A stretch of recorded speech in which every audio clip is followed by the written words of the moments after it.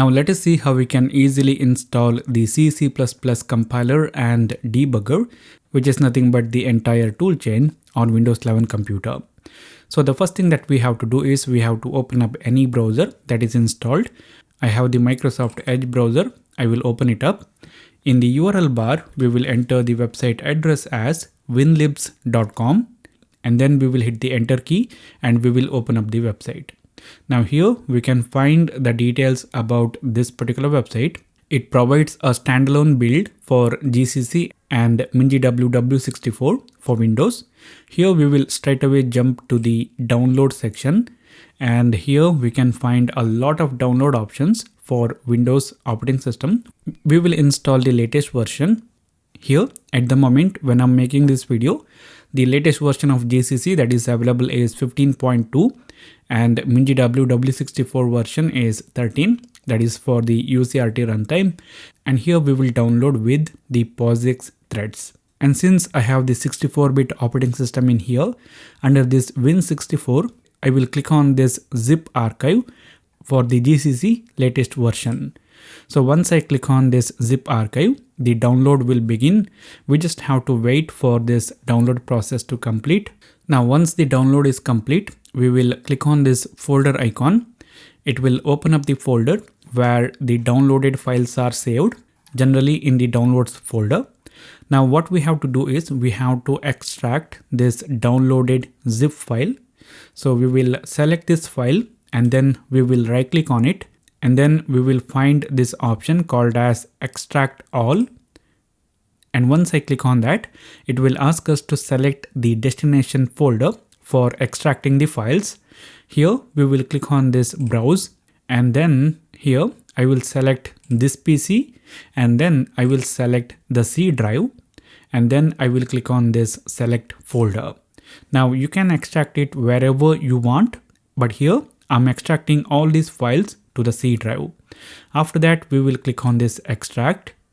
Now it will begin extracting the files. We just have to wait for this process to complete. Now once the extraction process is complete, it will open up the folder where it has extracted all the files. If you remember, in my case, I have selected the C drive to extract the files, and that's why it has opened up the C drive. And here we can find a folder called as mingw W64. Now if I open up this folder, then I can find the bin folder. If I open up that, then here I can find a lot of programs.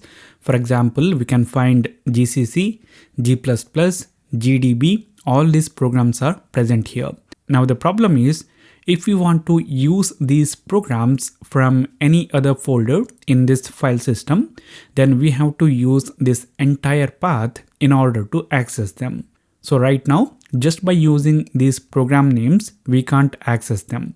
For example, I can't just use GCC or G++. Now in order to solve this problem, what we will do is we will update the path environment variable with the location where these programs are present. So what we have to do, we have to get this particular path. In order to get that, we will go to this top navigation section, and then we will left click in our mouse. Once we do that, it will highlight the path like this. Then we can right click and then we can choose copy. So now what we have done is we have copied this path where these programs are present. Now the next thing that we have to do is we have to update the path environment variable with this path. For that, we will click on the start button, and then we will search for edit the system environment variables. We will click on that. It will open up the system properties window, and here we can find environment variables. We will click on that.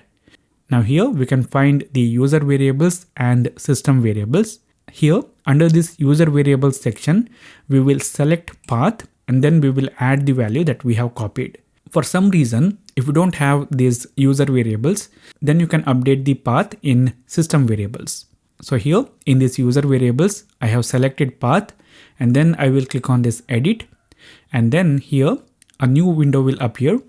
Here I will click on new, and then I will paste the path that I have copied, and then I will click outside, and then I will click on OK, and then OK, and then OK.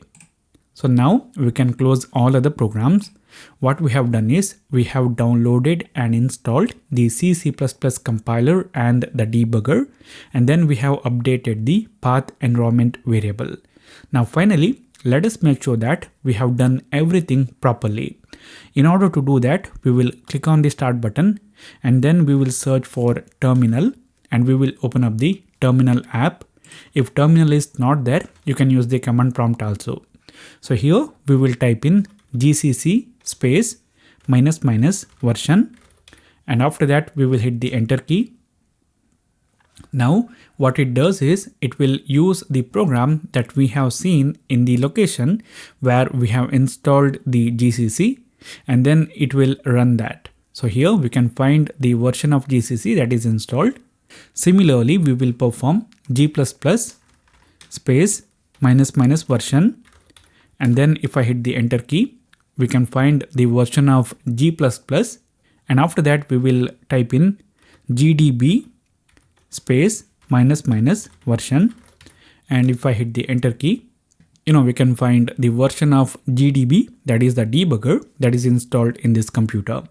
Now instead of these messages, if you get any error message stating that this program or command is unknown, then it means you have done some mistakes.